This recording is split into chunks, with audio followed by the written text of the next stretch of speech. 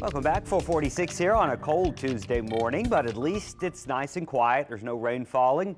Moon is big and bright too, so you'll be able to check that out. But make sure you do bundle up. A live view over the city of New Orleans. You can see there looking crisp and clear, but temperatures quite chilly. We've got 30s across the North Shore and 40s here across the immediate South Shore. And you can see the winds. They are a little gusty. That's adding to a wind chill for some. Whenever you do look at the wind chill or the feel like temperature, it does feel like 29 in Bogalusa at this hour, 35 in Slidell, 38 at the New Orleans lakefront, 39 over in Kenner, and 44 in the CBD, but down to 36 in Houma and 43 in Grand Isle. So it's going to be chilly and breezy this morning. We are staying cool all day long. Sunrise is just before 7 a.m. So that full moon I was talking about, we call it the wolf moon in January. You'll be able to check that out.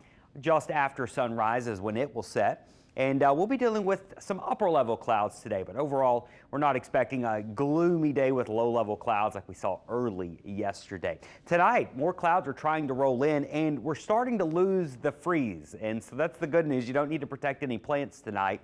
We are all going to stay well above 32 degrees as we wake up Wednesday morning, most of us in the 40s here. And this gradual warm up is going to continue up until Saturday. And then the big wall comes, a cold front, and this is a strong cold front that's going to blast through Saturday night, and by Sunday it's turning cold, but even colder by Monday. These are high temperatures.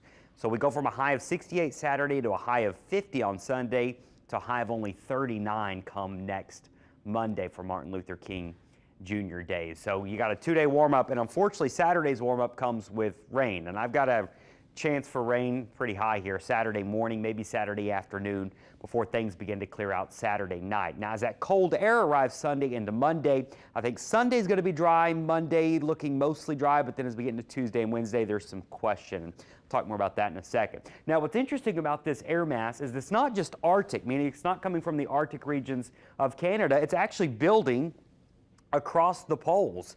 As you go over to Russia and into Siberia, these temperatures, which I know the map's a little wonky, this is the North Pole, temperatures are 42 below. And so that's where the cold air is coming from, heading towards the U.S. Now, it's not going to get that cold here, but that cold air is going to lock in across a big part of the country through early next week. There's the initial cold front, the rain coming in Saturday. Now, what's going to be interesting, a lot of guidance does suggest we're going to have a developing storm system with some moisture behind that cold front. Now, that is a setup to get snow and ice somewhere. We just don't know where. And the only reason I'm showing this is to show we simply don't know. The models don't know.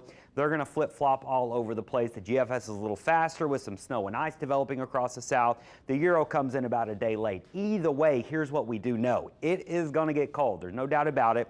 A freeze is possible both sides of the lake here by Monday or Tuesday morning, but it's still too early to know if any ice or snow are going to be a problem for our area. I will say the chance, it's not zero right now. It's just we really simply do not know. Regardless of what models are showing you, we don't know. So we got to give it a couple more days, really probably 4 or 5 more days before our confidence grows on if there are going to be any snow and ice problems across the deep south. But here you go, a little bit of a warm up. There's your rain on Saturday and then turning sharply colder early next week.